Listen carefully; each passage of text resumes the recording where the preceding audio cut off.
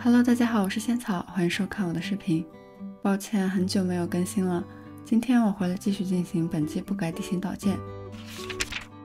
今天将跳到整个岛屿的右上角，来建设剩余2层的上半部分，并且会将右侧的礁石及海角半岛也一起完成。今天的区域里会安置好我的自宅及一户居民的家，来组成这一片区域里的生活区。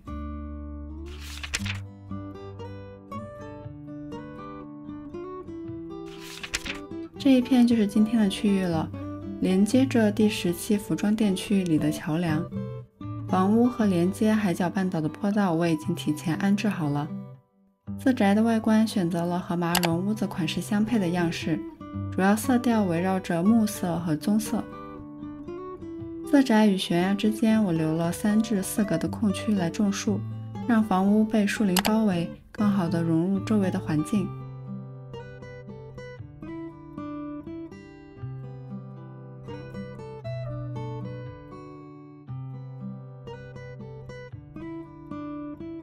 来到区域最左侧，这里的悬崖下对着狐狸沙滩，但没有空间架设坡道和放置梯子。我选择在地上铺上木板，作为上下沙滩的出入口。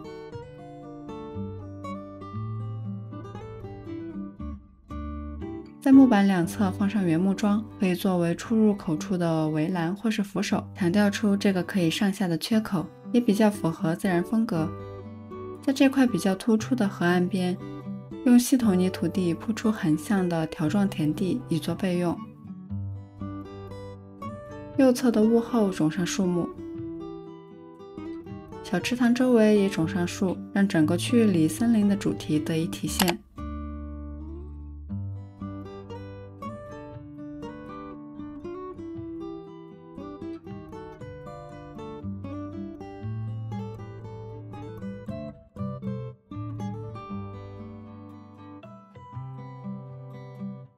将菜地里的作物种好，麻绒屋前再增加一点树木。屋子左侧搭建一间小屋来填空。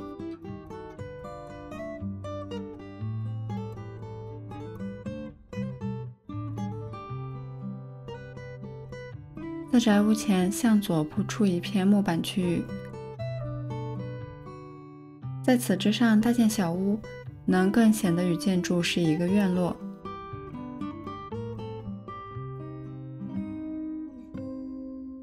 用原木桩遮挡一下背后不能铺设设计码的地面，再放上信箱。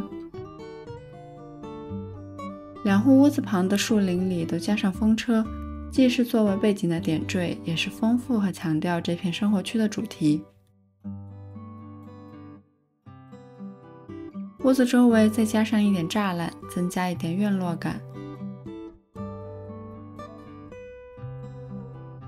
自宅右侧空余的2乘2格就再加上一块小菜地，或是再加上一个风车也可以。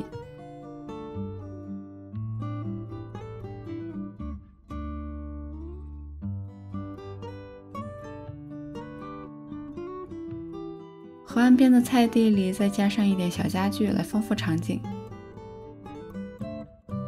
麻绒屋前也补上木板。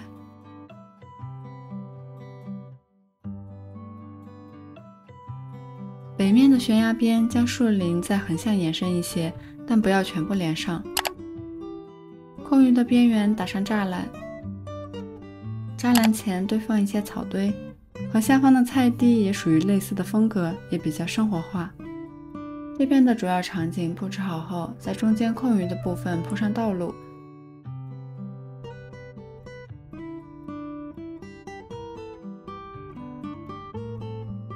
路边的河岸则用灌木和木桩点缀即可。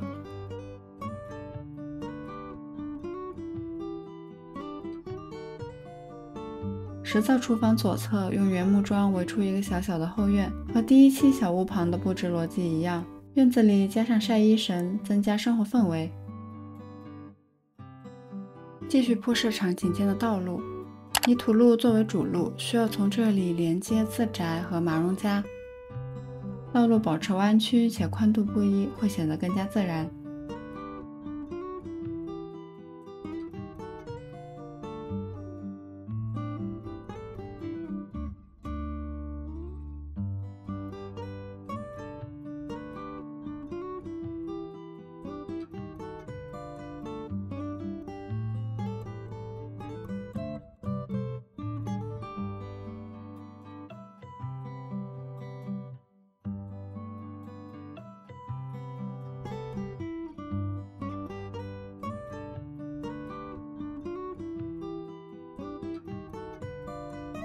再从自宅向右铺设一条小路至坡道，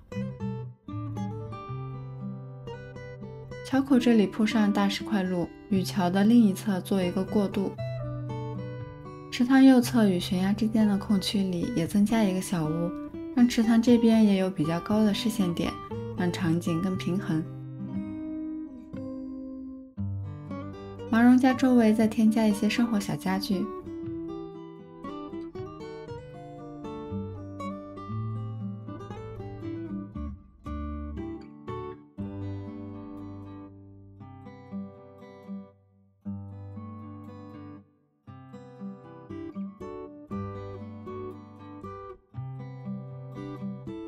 池塘与自宅之间的空地上再增加一些树木，树下顺着池塘的弧度放置一些原木凳子。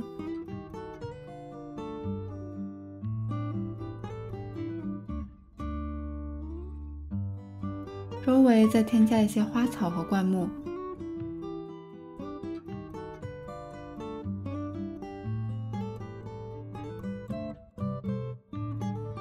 水边加上木雕鸭，让场景更生动。区域里其他地方也添上一些花朵，颜色围绕着白、黄和绿色。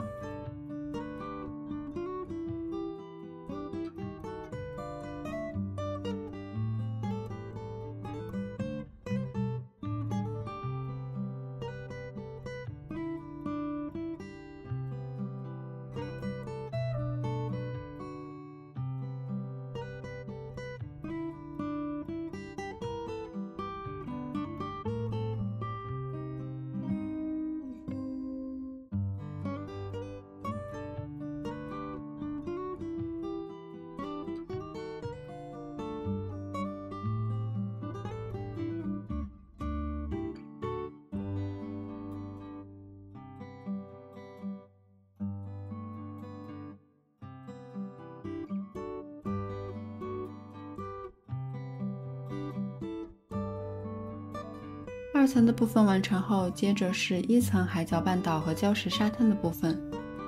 礁石上先铺上木板打底，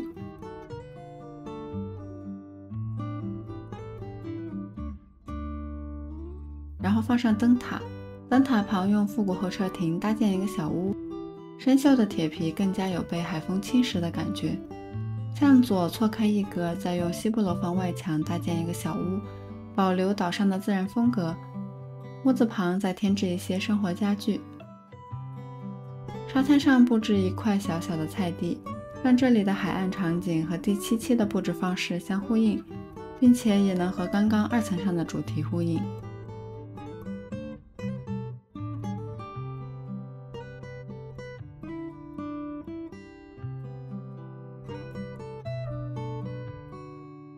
海角半岛上，我用灌木和庭院石作为边缘的装饰，也相当于是一圈自然的围栏，中间铺上泥土地，作为纯观景类的场景。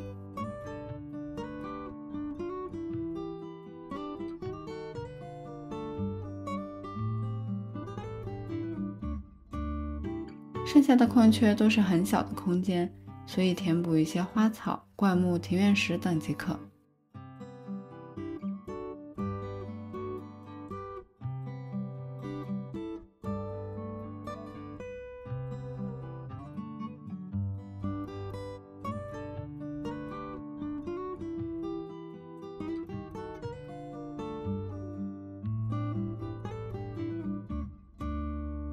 最后再游览一遍今天建设的区域，看看没什么问题，今天的内容就完成了。